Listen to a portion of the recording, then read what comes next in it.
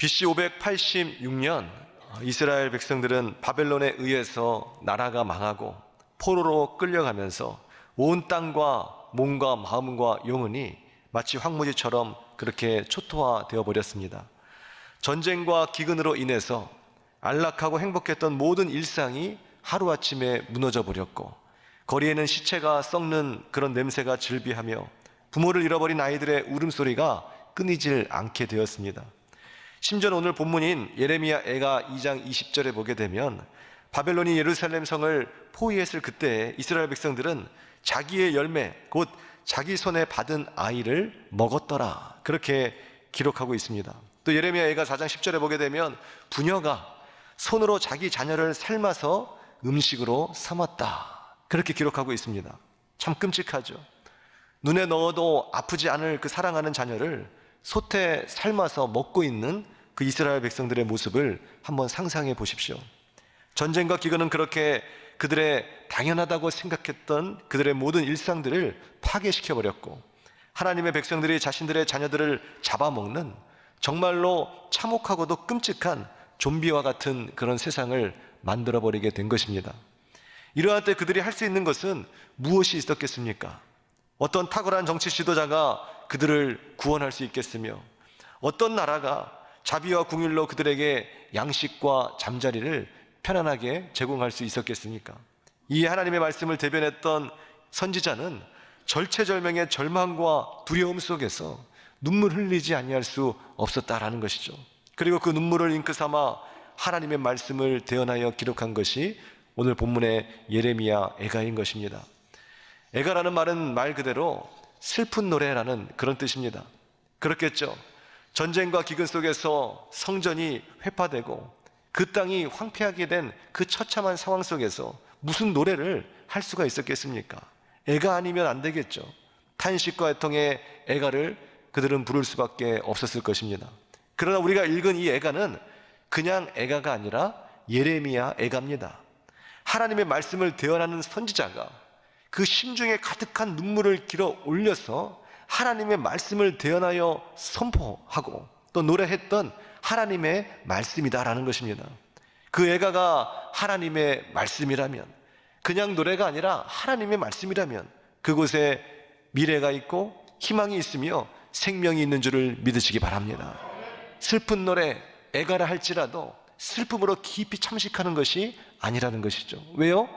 바로 그것이 하나님의 말씀이기 때문에 그 애가는 생명이 있는 것입니다. 하나님 앞에서의 탄식과 애통은 위로가 있는 것이고 소망이 있는 줄을 믿으시기 바랍니다. 그래서 예레미야 애가는 그가 처참한 현실 속에서 그 슬픔과 탄식의 노래를 했지만 그것으로 끝이 나버린 것이 아니라 그 절망과 아픔의 혼돈의 끝에서 우리를 건져주실 바로 예수 그리스도를 발견하게 되고 그 안에서 다시금 미래와 희망을 발견하게 되는데, 이것이 바로 예레미야 애가의 핵심적인 메시지다라는 것입니다.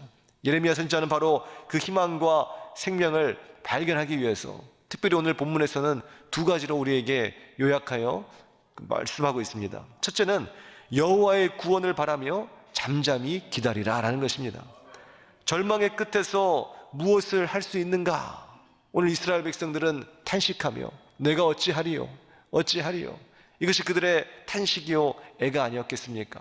내가 어찌할 것인가? 라고 했더니 하나님은 그 선지자의 입을 통해서 너는 아무것도 하지 말라 라고 말씀하고 계신 것입니다.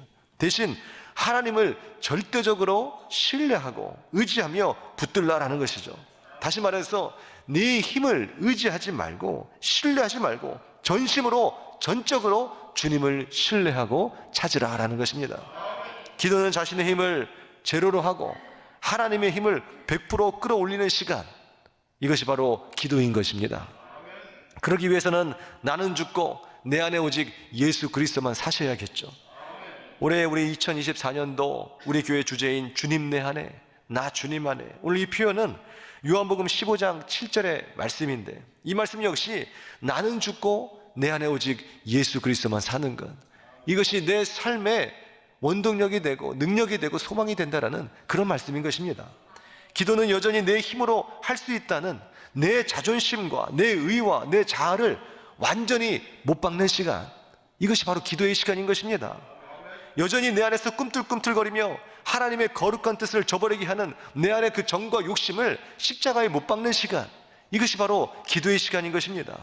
그렇게 기도함으로써 우리는 죄인된 존재로서의 자아를 발견하고 그 자아의 힘을 완전히 빼는 것이고, 거룩한 존재로서의 하나님의 능력으로 내 심령을 가득 채우게 되는 것입니다. 이것을 가리켜 우리는 성령 충만이다 라고 말하는 것입니다. 기도할 때 성령의 충만함을 입는 것이죠. 기도할 때 나는 죽고 내 안에 예수님만 사니 하나님의 뜻이 선명하게 보이는 것이고, 그 뜻이 보인다 한들 그 뜻대로 살지 않으면 아무 소용이 없는 것입니다. 그러나 기도하게 되면 하나님의 말씀에 순종할 수 있는 그 능력을 우리에게 주실 줄 믿으시기 바랍니다. 우리는 보통 살기 위해 최대한으로 몸부림치면서 오늘 내가 있는 힘을 다해 전력 질주해야 된다, 우리는 그렇게 생각을 합니다. 그러니 얼마나 바쁘게 살고 있고, 얼마나 정신없이 살고 있고, 얼마나 피곤하게 많은 에너지를 소모하며 우리가 살아가고 있습니까? 특별히 무한 경쟁 시대에 도태되지 않고 살아남기 위해서는 더욱 모든 일에 열심과 최선을 다해서 나의 능력을 10분 발휘해야 된다, 우리는 그렇게 생각을 하며 살아가고 있는 것입니다. 그러나 이것은 우리가 살아가는 삶의 현실에서조차 반쪽짜리 정답에 불과합니다. 실제로는 그렇지 않은 경우도 상당히 많더라라는 것이죠. 예를 들어 물에 빠졌다라고 생각해 볼까요? 물에 빠졌을 때는 최대한의 힘을 주는 것이 아니라 최대한의 힘을 빼야 됩니다. 만약 겁에 질려 살기 위해 몸부림친다면 그렇게 몸부림칠수록 에너지는 소모될 것이고 몸은 더 무거워져서 더 깊이 가라앉을 수밖에 없는 것이겠죠. 그러나 실제로 물에 빠진 사람은 어떻게 해서든지 자기 자신이 최선을 다해 살아야 된다는 오늘 강한 자아의식이 있습니다. 그래서 어느 때보다도 몸부림치고 최고의 에너지를 가지고 발버둥을 치는 것이죠. 그래서 누군가 구해주러 가게 되면 그 사람을 딛고라서 일어서려고 그 사람을 물에 막 잠기게 하지 않습니까? 그러다 보니 구해주러 간 사람조차도 위험에 빠지게 되고 둘 다 죽는 경우도 생기게 되는 것입니다. 그래서 물에 빠져 죽어가는 사람을 구해주기 위해서는 뒤로 가서 일격을 가해가지고 기절시켜야 된다 그러잖아요. 힘을 완전히 빼게 만들고 그래서 질질 끌고 와야만 이제 둘 다 산다라는 것이에요. 이런 관점에서 보게 되면 물에 빠졌을 때 자기 자신을 구할 수 있는 진정한 힘은 열정적인 발버둥이 아니라 차분한 기다림이겠죠. 몸에 힘을 빼고 기다리는 사람은 최소한 그는 다른 구해주는 사람이 없어도 그 물에 둥둥 떠 있을 수는 있을 것입니다. 우리 삶의 영적인 원리도 이와 같다라는 것입니다. 우리의 강한 자아와 의와 율법과 열심으로 자기 자신을 구원하고자 애쓰는 것은 결국 더 깊은 그 물에 빠져서 침잠하는 것과 같은 것입니다. 그러나 하나님의 구원의 손길을 의지하고 자신의 몸과 마음과 영혼과 생명을 온전히 하나님 앞에 의탁한 그 사람은 하나님의 능력의 오른팔에 붙들려 구원을 받게 될 줄 믿으시기 바랍니다. 그래서 오늘 본문에서 예레미야는 하나님을 깊이 신뢰하고 하나님께 자신의 삶을 의탁하여 모든 것을 잠잠히 내려놓고 기다리라, 잠잠히 내려놓고 기다리며 하나님의 구원을 바라라, 그렇게 말하고 있는 것입니다. 실제로 구원이라는 이 소조라는 말은 건져주다라는 말이거든요. 물에 빠져 죽어가는 그 일을 건져주다, 노아의 방주입니다. 이것이 바로 구원이라는 말입니다. 힘을 빼야 된다는 것이, 위기의 때일수록 더욱더 하나님의 은혜와 궁율과 그 자비와 능력을 기다리는 기다림의 지혜가 오늘 우리는 필요한 것입니다. 하나님 오소서 나를 구원하여 주옵소서. 하나님 내 삶에 개입하여 주옵소서. 내 힘과 능과 지혜로는 이것은 할 수가 없습니다. 단 하루도 살 수가 없습니다. 어제보다 오늘 더욱 주님 필요합니다. 오셔서 다스려 주옵소서. 이것이 바로 지혜인 것입니다. 그 기다림의 지혜가 또한 곧 그 사람의 믿음인 것입니다. 그래서 믿음의 사람의 기다림은 그냥 맥없이 할 일 없이 무력하게 기다리는 그런 기다림이 아니라 하나님의 개입과 응답과 기적을 바라며 기다리는 바로 기도의 기다림이 된다라는 것입니다. 어느덧 이제 12월입니다. 12월은 누가 뭐라고 해도 크리스마스의 달이다라고 말할 수가 있겠죠. 믿는 사람이나 믿지 않는 사람이나 이 크리스마스는 동서고금을 막론하고 문화와 전통, 심지어는 종교를 막론하고 누구에게나 설레는 날이고 낭만이 있는 날이며 그리움과 사랑이 있는 그런 날이 바로 이제 크리스마스인 것입니다. 저는 이러한 현상을 바라보면서 이 자체가 바로 또한 하나님이 살아계시다는 증거가 아니겠냐, 저는 그런 생각을 혼자 해봤습니다. 석가탄신일을 기다리고 설레이며 낭만과 사랑의 날이라고 말하는 사람은 없습니다. 불교인들은 그럴 수는 있겠죠. 그럼 불교인의 축제일 뿐이에요. 인도에는 잠마슈팀이라는 힌두교 신의 탄생일을 공휴일로 정하고 오늘 그 엄청나게 많은 사람들이 그 신의 탄생을 기리며 축제를 벌립니다. 또 이슬람의 창시자 마호메트의 탄생일에도 세계 그 이슬람 국가들이 곳곳에서 오늘 세계 각국에서 자기 나라마다 축제를 엽니다. 그러나 그것은 일부 그 종교를 갖고 있는 사람들의 축제일 뿐인 것이죠. 그것이 결코 인류의 축제가 되지는 않고, 저는 장담하건대 앞으로도 어떤 종교가 세계를 지배한다 할지라도 그것은 인류의 축제는 결코 되지 않을 것입니다. 그러나 크리스마스는 다르죠. 나라와 민족과 시대와 장소, 심지어는 자기의 철학과 종교, 이 모든 것을 초월하여서 모든 전 인류가 설레는 날이고 또한 기다리는 날인 것입니다.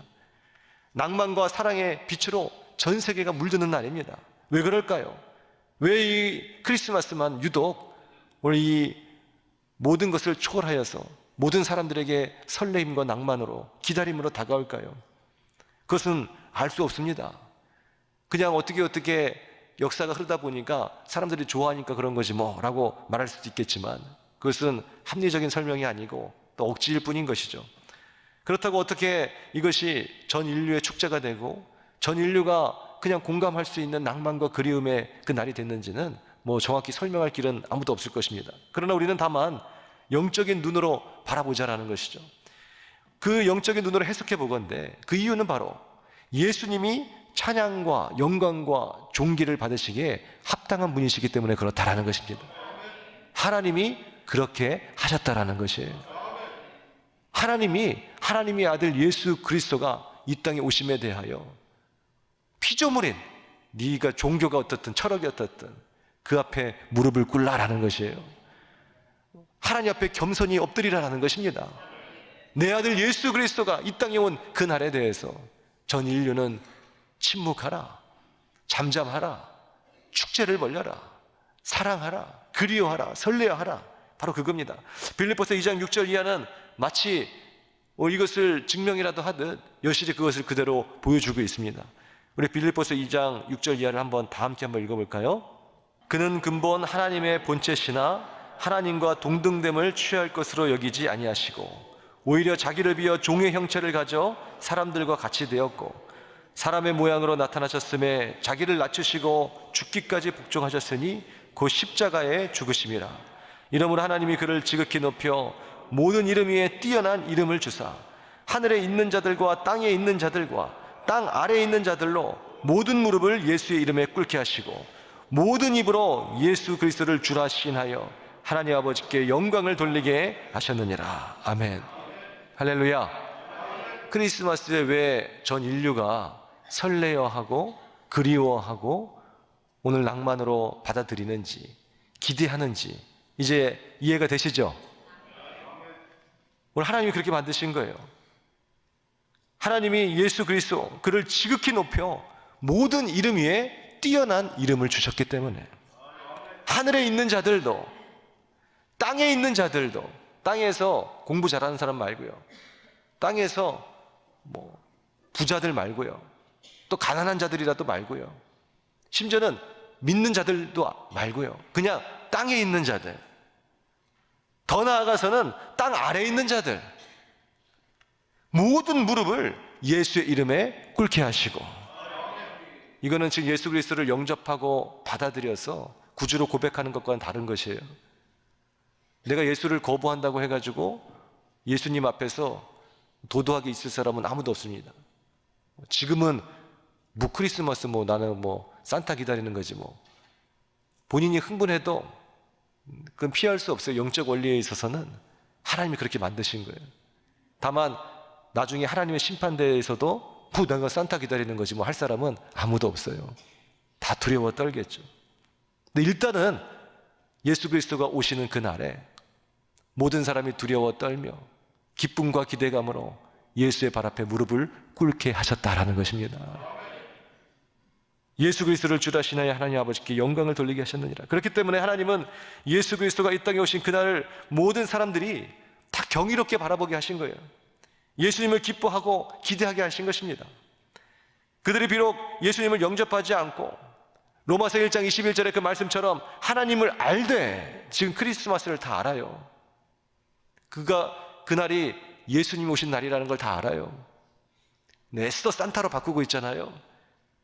하나님을 알되 하나님을 영화롭게도 아니하며 감사하지도 아니하고 오히려 그 생각이 허망하여지며 미련한 마음이 어두워졌으며 스스로 지혜 있다 하나 어리석게 되어 썩지 아니하는 하나님의 영광을 썩어질 사람과 새와 짐승과 기어다니는 동물 모양의 우상으로 바꿨느니라.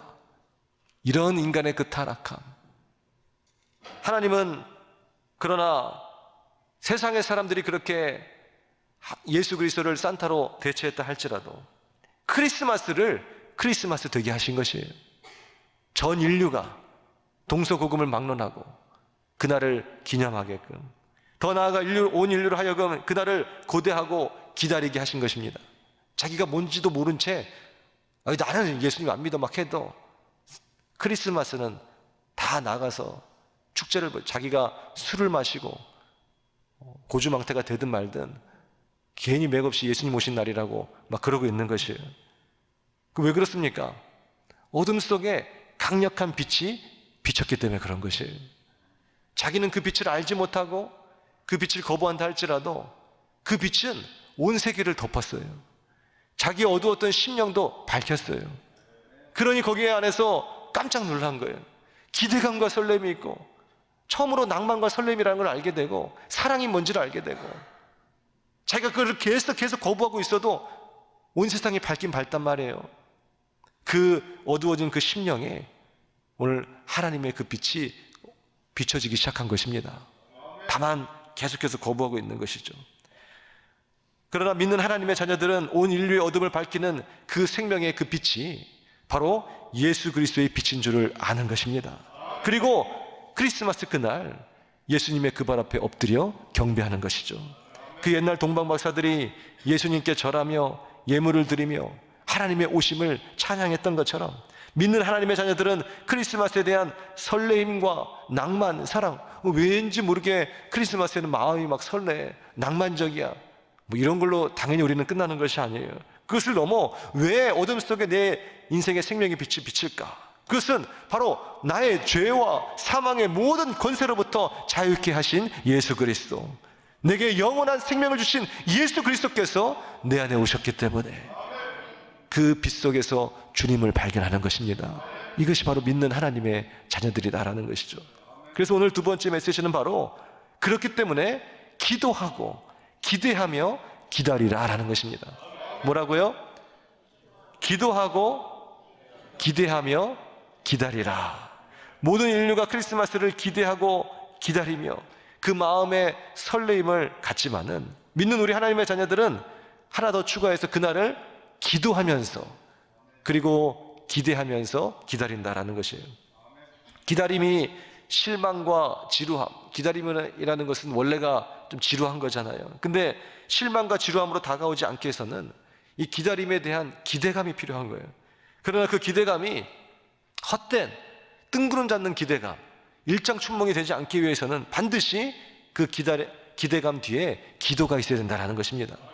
반대로 역으로 우리가 생각해 보면 기도하는 그 사람만이 기대감을 가질 수가 있어요.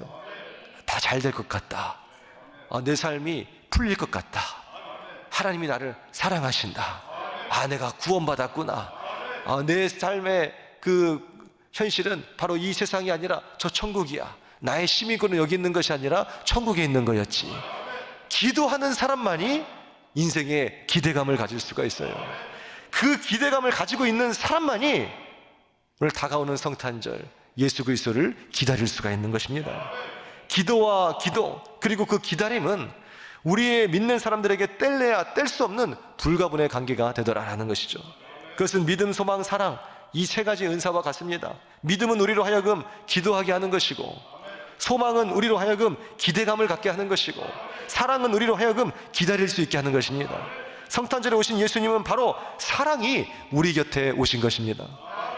이에 교회는 4세기 때부터 부활절 이전에 그 40일을 사순절로 지키는 것처럼 오늘 성탄절 이전의 4주를 대림절이라고 해서 지키고 있습니다. 이 대림절이라는 것은 기다릴 대자에 임할 임자를 써서 임재하심을 기다리는 절기라고 우리가 그렇게 풀어 설명할 수가 있겠죠. 다시 말해 25일 성탄절이 이 땅에 오실 예수 그리스도를 기다리는 절기다라는 것입니다. 그러나 실상은 예수님께서는 2000년 전에 이미 오셨죠. 베들레헴 유대 땅 그 마구간에 죄인의 형상을 가지고 인간의 모습으로 이 땅에 예수님께서 오셨습니다. 하나님의 약속의 말씀은 그렇기 때문에 이미 성취된 것이라고 우리가 말할 수 있습니다. 그러면 오늘날 우리가 기다리는 그 대림절의 의미는 무엇이겠습니까? 그 대림절은 오실 예수님, 바로 마라나타 주 예수여 어서 오시옵소서, 다시 오실 예수님을 기다리는 또한 대림절이 되어야 된다는 것입니다. 그래서 우리는 더욱 그 어느 때보다도 기도하고 기대하며 또 기다려야 된다는 것이죠. 저는 성교학자 패트릭 존 스톤의 이 말을 참 좋아합니다. 한번 화면에 띄워주시겠어요? When we work, 우리가 일할 때, we work, 우리는 일한다 라는 거죠. 우리가 일하면 우리는 일을 할 뿐이다라는 것이에요. 그러나 when we pray, God works, 우리가 기도하면 하나님이 일하신다. 우리가 일하면 우리는 일할 뿐이지만, 우리의 일을 남길 뿐이지만, 우리가 기도하면 그때부터는 하나님이 일하기 시작하는 거예요. 우리의 일은 뭔데요? 서툼입니다. 실수입니다. 넘어짐입니다. 잘못된 길로 갈 수 있어요. 하나님의 일하심은 완전하심이에요. 거룩하심이에요. 능력이에요. 할렐루야. 됐습니다. 기적은 나로부터 시작하는 것이 아니라 하나님께로부터 시작하는 것이에요. 하나님께서 일하실 때 내 삶의 기적은 펼쳐지는 것입니다. 그러므로 기적의 시작은 기도일 수밖에 없는 것이에요. 예레미야 선지자는 내 고초와 재난이 쑥과 단지처럼 씁니다라고 고백했습니다. 내 삶의 어려움과 고난을 생각할진대 내가 낙심이 되고 그러나 내 중심에 소망이 있는 것은 여호와의 자비와 긍휼이 무궁하시기 때문이라고 그는 고백했습니다. 내 처한 현실을 보면 절망이지만 내 처한 현실에서 기도하면 비로소 소망이 보이기 시작한다는 것이죠. 그리고 그것이 매일 아침 기도할 때마다 매일 아침마다 새롭다고 그는 말하고 있습니다. 이거는 바울의 고백과 일맥상통한 것이죠. 바울은 뭐라고 고백했죠? 나는 날마다 죽노라 그랬잖아요. 날마다 죽는다는 것은 절망이 아니라 날마다 내가 죽기 때문에 오늘 죽은 내 삶 가운데 살아계신 하나님께서 100% 역사하실 수가 있게 되는 것입니다. 그것이 바로 은혜요 능력이라는 것이죠. 날마다 죽어야 됩니다. 그것은 어떻게 죽어야 되겠어요? 오늘 바늘로 허벅지 찌르는 것이 죽는 것이 아니라 바로 하나님 앞에 기도하는 것입니다.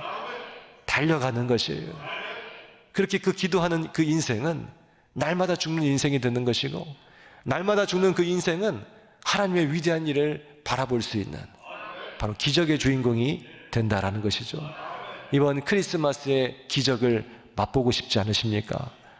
그리고 다가오는 한 해를 정말로 하나님의 뜻 가운데 그 비전 속에 준비하고 싶지 않으시겠어요? 그러시고 싶으세요? 안 그러고 싶으세요? 그러고 싶죠? 그래서 우리가 이 새벽 예배 다 작정하고 나오실 거죠? 아멘입니다. 그래서 우리가 추수감사절에 했던 전교인 새벽 예배 해가지고 뭐 성가대도 쓰고 뭐 예배위원들 다 아무것도 없습니다. 자원하는 심령으로 오시는 거예요. 저 지하 성전에서 합니다. 제가 인도하고 20일 새벽 작정할 때 사모하는 마음으로 오지. 누가 뭐 교구장님이 전화해서 오시라 안 오시라 다 필요 없어요. 내 스스로의 힘과 발버둥으로 올 한 해를 마무리 짓고 어떻게든 역전시키겠다라고 하지 마시고 힘을 빼십시오. 하나님 앞에 기대십시오. 그리고 내 삶을 통해서 하나님의 뜻이 온전히 이루어질 수 있도록 주님을 바라보세요. 주님께 내 자리를 내어주십시오. 그것이 바로 크리스마스의 기적, 20일 소망의 새벽 기도가 될 것입니다. 오늘 그러한 주님의 은혜를, 그러한 기적을 경험하실 수 있는 우리 모두가 다 되시기를 주님의 이름으로 축원드립니다.